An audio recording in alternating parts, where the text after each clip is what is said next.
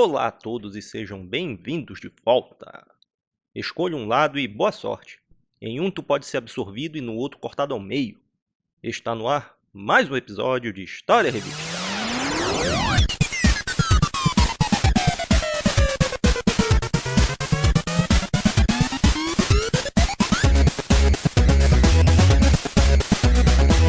Super Game Power 48, março de 1998. Novamente, muita coisa boa num lugar só e com a ajuda do Strider, cortamos a publicação no meio também. Hoje tem muita luta e nem é tudo que teve por aqui. Mas já começa que até o Nintendo 64 tem nada menos do que 2 de uma vez só. E também Samurai 4 no Playstation, e como já apontaram vendo em o Strider, Marvel vs Capcom nos arcades. E como hoje tem muita coisa boa, vamos começar direto nos previews. Playstation e PC terão War Games, adaptação daquele filme dos anos 80. Não sei se o jogo prestou, mas o filme eu recomendo para todo mundo ver, ele ficou legal. Embaixo nós vamos ver o Need for Speed 3 que apareceu outro dia num episódio aí. Ferrari, Lamborghini, Jaguar e outros supercarros fugindo da polícia. Reforço aqui a recomendação da versão PC, embora a do Playstation seja muito boa também. Depois dessa tem Nintendo 64 com Turok 2, que tem umas imagens que são bem do começo da produção, mas com certeza já poderiam ter mostrado mais, até pela época do seu lançamento. Depois eles fizeram pro PC também. Aí o Super Nintendo dá uma respirada com o Rockman e Forte. Apareceu de surpresa com os gráficos do Mega Man 8 dos 32 bits. E mesmo com a redundância, vou falar que surpreendeu muita gente. Ficou bem perto do mesmo nível lá do Playstation e Saturn. E como novidade, dá para jogar agora com o Forte, também conhecido como BES. Muito bom mesmo. Ao lado tem de novo o King of Fighters Kyo, só no Japão pro Playstation. Um RPG focado no protagonista que tem lá seus momentos de luta com controles de RPG. E um esquema lá e também uns 10 kg de fanservice. Mas não é só com ele, é com toda a turma da série. Como saiu só no Japão, antes de ir procurar por esse jogo, lembre que ele tem muito texto e é bom saber o que está escrito por ali antes de ir atrás dele mesmo. Parece que tem uma versão traduzida por aí, não sei se é completa, se está em andamento, mas deve valer para alguma coisa. O último aqui nessa parte é o Bomberman Hero do Nintendo 64. Abandonou aquele seu estilo clássico para um negócio mais aventura 3D tradicional, tipo como ficou o Mario. E olha que se saiu muito bem. Outro jogo surpreendente que quando lançaram pensei que pelo menos uma revista fosse fazer um detonado ou falar mais sobre ele, porque Bomberman ainda era uma série muito amada nesse tempo. A sua transição para o 3D estava acontecendo, mas ninguém fez detonado, só falaram mesmo que o jogo saiu e pronto. Agora, chega de previews, agora são os lançamentos do mês. Começar hoje pelo Nintendo 64, que ajudou a manter a média de jogos de luta dessa edição. Primeiramente com Fighters Destiny, um jogo diferente para dizer o mínimo. Ele parece uma cópia dos jogos 3D do momento, mas tem a sua própria cota de inovação, que foi na jogabilidade e como as lutas se definem. Isso acontece não por vitória no round, mas por pontos. Aquelas estrelas ali em cima, esses são os pontos que o jogador tem que marcar para poder ganhar a luta. A barra de energia, que também está ali em cima, quando fica vazia, deixa o jogador tonto e vulnerável aos ataques. Ele ainda pode andar e tentar se desviar dos ataques, só que nessa hora ele não terá como contra-atacar se for um arremesso. Uma coisa que ele pode fazer se estiver consciente, e se fizer no tempo certo, ele dá um contra-golpe que não tem defesa. Os pontos podem ser conquistados tonteando o inimigo e derrubando no chão, pode ser um arremesso que tem como escapar e dar um contra-arremesso, acabei de falar isso. E também jogar para fora da arena, que se tu não estiver tonto quando o inimigo tentar fazer isso, dá para se agarrar na borda e até pegar ele pelo pé e jogar o cara fora. Também tem lá o golpe especial comum, que pode ser feito a qualquer momento, ou então o outro que tem que deixar o oponente tonto. Cada um desses vai dar uma quantidade de pontos diferentes que quando preenche as estrelas a luta acaba. Isso nem é tão complicado quanto parece, porque sair batendo no oponente até que a luta acabe também funciona. Mas entender o esquema do jogo é o que vai fazer a tua estratégia. E isso é fácil porque os controles são simples e usa poucos botões. Também dá para fazer combinações, só que tudo fica muito simples. A coisa mais complicada que tem aqui é um dos modos de jogo.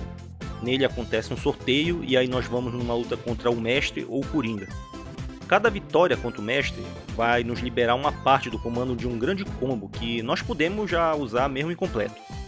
Mas quando a luta é contra o Coringa, tu tem que ganhar, porque se perder, tu vai perder também todo o desenvolvimento desse golpe. Tudo que tu tem, pode estar o golpe completo, pode ter só uma parte, pode ter 4 partes, ele já era. Entre uma luta e outra, ou melhor, entre um sorteio e outro, dá pra escolher pra salvar e sair desse modo de jogo com o golpe incompleto mesmo e voltar depois pra completar. Não é uma coisa de outro mundo, mas é um desafio, assim como a fase do rodeio que nós lutamos contra uma vaca e temos que conseguir resistir à luta ao maior tempo possível. Se nós conseguirmos resistir mais de 1 minuto, a vaca vira um jogador selecionável. Esse jogo é bem simpático e teve uma sequência que não chamou muita atenção um tempo depois. Só que ele funciona bem mais do que parece. O outro de luta de 64 bits só vai aparecer aqui mesmo para registrar que o Nintendo teve 2 ao mesmo tempo. E isso porque é um jogo muito ruim, o seu nome é Dual Heroes.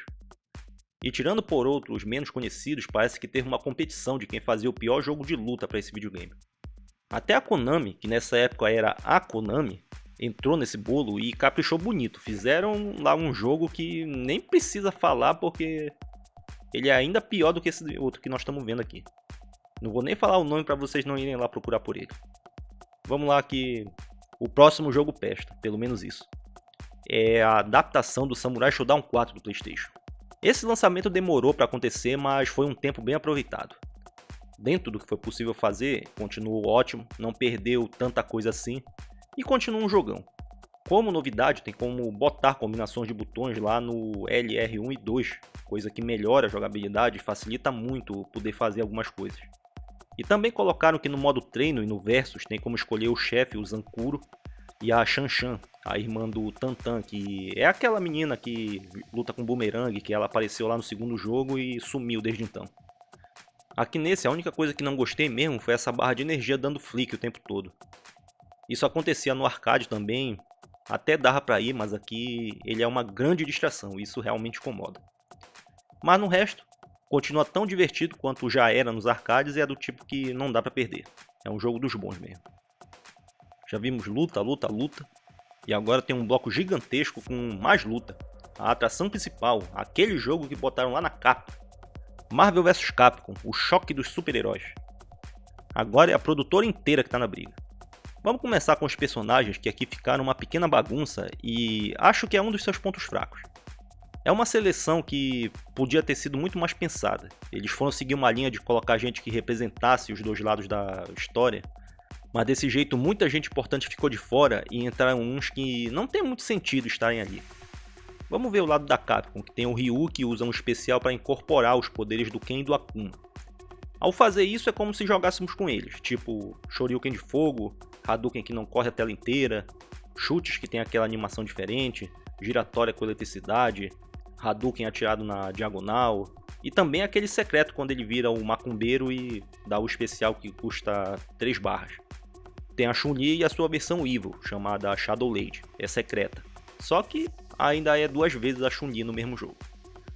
É a mesma coisa que acontece com a Morrigan do Darkstalkers. Ela tem uma versão alternativa que é a sua irmã Lilith, que é basicamente a Morrigan com golpes e cores diferentes. Tem o Mega Man que veio com a sua irmã Ho, que é secreta também, é uma personagem diferente, só que na base ainda é a mesma coisa que jogar com o Mega Man. Ainda tem lá o Zangief, o Capitão Comando, o Strider e o Jin Saotome. Ele é o piloto de um dos robôs do Cyberbot. Um jogo que é bom, mas convenhamos que tinha gente mais qualificada para ocupar essa vaga. Pela Marvel tem o Capitão América, Gambit, o Hulk verde e o Hulk laranja, que é secreto. Ele seria o Coisa do Quarteto Fantástico, só que novamente é o Hulk com uma cor diferente. Wolverine com garras de osso, Homem-Aranha, o Venom normal, que é preto, e o Venom vermelho, que dizem que é o Carnage, o Carnificina. É um secreto que se repete, assim como os outros. E em vez do Homem de Ferro tem o Máquina de Combate, James Rhodes. A versão normal dele, que é essa aí cinza, e uma versão dourada, super forte, que não é o Homem de Ferro também. Diria que ele seria o Hulkbuster, essa armadura que ele usou no filme agora para lutar contra o Hulk. E isso tudo é fruto de uma briga de direitos autorais que ninguém explicou direito e aí o Homem de Ferro não poderia participar. Mas aí foram lá, mudaram o nome e pronto. O chefe final e grande vilão aqui é o Massacre, a união das mentes do Xavier e do Magneto, que tem que ser derrotado 2 vezes naquele esquema tipo chefe de fase, que ele é gigantesco e aquela coisa toda. A sua primeira forma especialmente é um tanto preguiçosa, porque tem vários ataques ali que são golpes do Magneto, são golpes de outros vilões, são coisas que já apareceram. Ainda na parte dos personagens, nós vamos chegar na maior novidade de todas, que foi o terceiro jogador que fica na reserva, que ele é o Striker. Aparece para dar um golpe e ajudar, e depois vai embora. Tem um sorteio que acontece antes de cada luta, em que um dos 22 personagens desse tipo é escolhido ao acaso para ficar nesse posto. Tem gente lá que já foi selecionável em algum outro jogo, e tem outros que aparecem pela primeira vez, tipo a Jubileu, o Thor, o Arthur do Ghosts 'n Ghosts. Tem o Soldado do Forgotten Roads e também aquelas duas bailarinas que são inimigas do Strider. São aquelas que dão um chute e também fazem aquele efeito de plasma da espada. Falei que o sorteio desses Strikers são ao acaso, mas também foi entre aspas que falei isso, porque tem como contornar essa escolha do ajudante. Lembro que na época que esse jogo chegou, todo mundo pressionava os dois botões médios, ou então só o chute médio para poder escolher o Colossus ou a Psylocke. E isso foi a coisa que desbalanceou o jogo.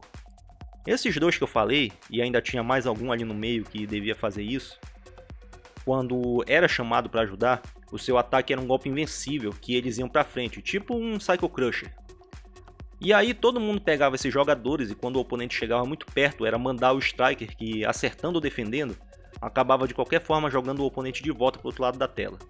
Se ele não defendesse, ele ia ser levado pelo golpe e ia tomar um especial. Daí a luta ficava só nisso. O uso do Striker era bem limitado, mas ainda assim isso era o bastante para que as lutas entre humanos ficassem pouco interessantes, ficassem sempre nesse teatrinho. Colossus, Psylocke, alguém avança para atacar e aí vem o outro e joga ele pro outro lado da tela, ficava um soltando magia, sendo que o que não falta é opção para atacar aqui nesse jogo. E por mais que tivesse até essa coisa de que esse jogo é novo, é a grande novidade do momento, botar uma ficha para ficar nessa palhaçada não era uma coisa muito interessante. Se não tivesse esse sistema de Striker, as lutas ainda seriam tão frenéticas e tão legais quanto já eram nos jogos anteriores. Aconteceram algumas mudanças na jogabilidade, alguns golpes funcionavam de um modo diferente, e diria que essa é a ideia quando lança um jogo novo. E aí vem outro porém, que nos seus gráficos tinha alguma coisa nos cenários e nos gráficos em geral que parecia que faltava alguma coisa para realmente mostrar que teve algum avanço desde o jogo anterior. Eu aqui não fiquei surpreso com isso, porque desde o Versus X-Men, os gráficos eram sempre os mesmos, pegavam os personagens e eram reciclados. E aí não dava para esperar muita coisa do que era reaproveitado, só mesmo do que era novo, cenário novo, personagem novo, elemento novo. Ficou interessante o que fizeram com os personagens esquecidos da Capcom, que ganharam visuais novos, ficaram diferentes. Os estreantes da Marvel também não ficavam para trás, mas eles ainda eram uma minoria que pouco puderam fazer. O que tinha de novo foi o artwork da tela de seleção, a tela de versos, os finais, os adesivos do lado da máquina e os posters que só fizeram ficar mais e mais feios a cada jogo. Especialmente no Versus Marvel, que seja lá quem foi que eles contrataram para desenhar, ficou um negócio que estava dentro da proposta do jogo, só ficou muito grosseiro, ficou muito ruim. Já tinha melhorado um pouco, mas ainda estava longe de ficar bonito. Talvez tenham apostado que os jogadores adotariam Marvel vs Capcom pelo seu excesso. Todo mundo tem o seu especial que ocupa a tela inteira com raios e golpes e teia, tiro, fumaça e o caramba. E para garantir que isso acontecesse, vai entrar um novo comando, em que os dois lutadores do time ficam na tela ao mesmo tempo e tu pode ir lá e soltar especiais à vontade. A barra vai aparecer lá na parte de baixo da tela, ela vai ter um marcador de infinito. E enquanto estiver assim, é tudo por conta da casa. Isso tudo podemos colocar que é basicamente um ataque epilético que está só esperando a hora de acontecer. Isso tanto é verdade que quando lançaram as versões caseiras apareceu uma opção de desativar os flashes que aparecem toda vez que alguém toma uma porrada. Em menor escala, poderiam causar um episódio tipo aquele do Pokémon, quando os personagens têm especiais que dão 20 hits pra cima. Falando nas versões caseiras, vamos falar um pouco sobre isso também. A primeira que chegou foi a do Dreamcast, pouco mais de um ano depois desse lançamento do Flipper, e como era de se esperar, ficou perfeita.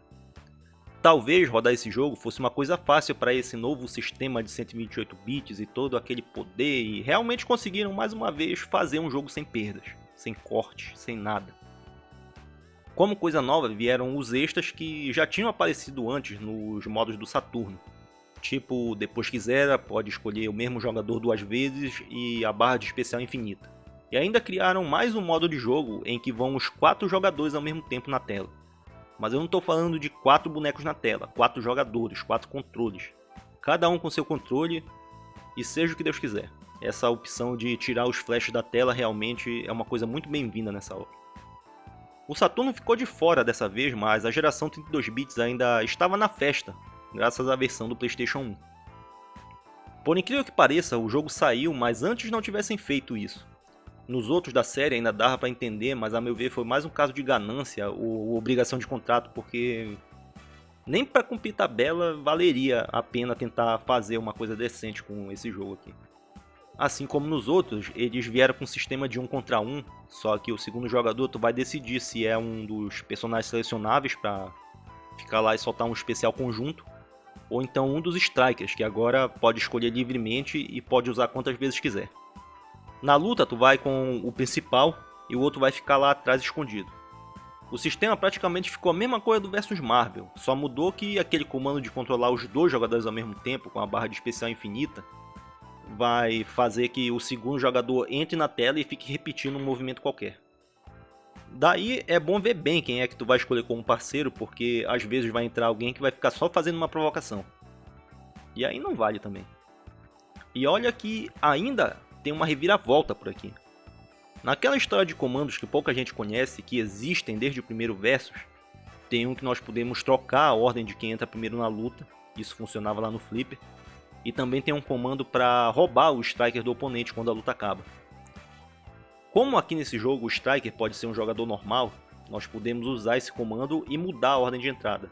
E aí é possível começar o jogo com uma dupla e praticamente mudar o time todo a cada fase. Nem sei se isso pode ser classificado como uma coisa boa num jogo que já tem tantos problemas. Variedade é bom para qualquer jogo, mas é difícil classificar quando acaba não fazendo muita diferença no resultado final. Isso é mais como se fosse mais um de inúmeros extras inventados sem muito critério para compensar as coisas que foram cortadas. O que isso consegue mesmo é deixar o jogo sem nenhum limite. Tem ainda mais um monte de coisa que é só mesmo perfumaria, como se costuma falar, é coisa que pouco acrescenta ao jogo. Mas tem uma que eu queria falar, que é esse efeito de zoom que eles inventaram para quando nós fazemos um combo aéreo. Para cada golpe que acertamos, a tela vai se aproximando e os pixels vão estourando. E alguém pensou que isso realmente era uma boa ideia. Por isso que vou falar mais uma vez que essa adaptação aqui no PlayStation é uma coisa dispensável. Completamente dispensável, descaracterizou tudo o que já não era grande coisa. Recentemente fui saber que o original foi relançado nas redes online do PlayStation 3 e do Xbox. O nome foi Marvel vs Capcom Origins. É esse e o primeiro Marvel Super Heroes que vem no mesmo pacote. Só que como coisas acontecem aí, essas brigas de direitos autorais e isso e aquilo, é possível que quando esse programa entre no ar, esses jogos já não existam mais, não estejam mais disponíveis para compra online. Então a melhor coisa a se fazer é jogar mesmo a versão do arcade ou a versão do Dreamcast. Ou algum outro jogo que seja melhor que esse.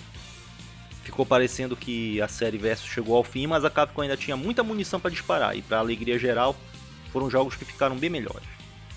Marvel vs Capcom 2 e Capcom vs SNK apareceram pouco tempo depois e fizeram a sua parte. Esses dois veremos algum outro dia quando aparecer uma revista que os tenha em suas páginas. Por agora nós vamos encerrar a conversa de hoje, que teve metade da Super Game Power 48, março de 1998. A década perto do final e ainda tinha muito jogo de luta aparecendo. Vamos lá agora com as tradicionais curtidas, comentários, compartilhada e todo o resto. Os links estão aí na descrição e um deles é o do Patreon, que também é a maior ajuda de todas para o canal. Clique lá e vamos manter esse negócio funcionando aqui. Na próxima semana, ou a qualquer momento, a parte 2 vai aparecer por aqui e até que isso aconteça, fica um agradecimento por vir aqui nos Sintonizar novamente. Um abraço a todos e até a próxima!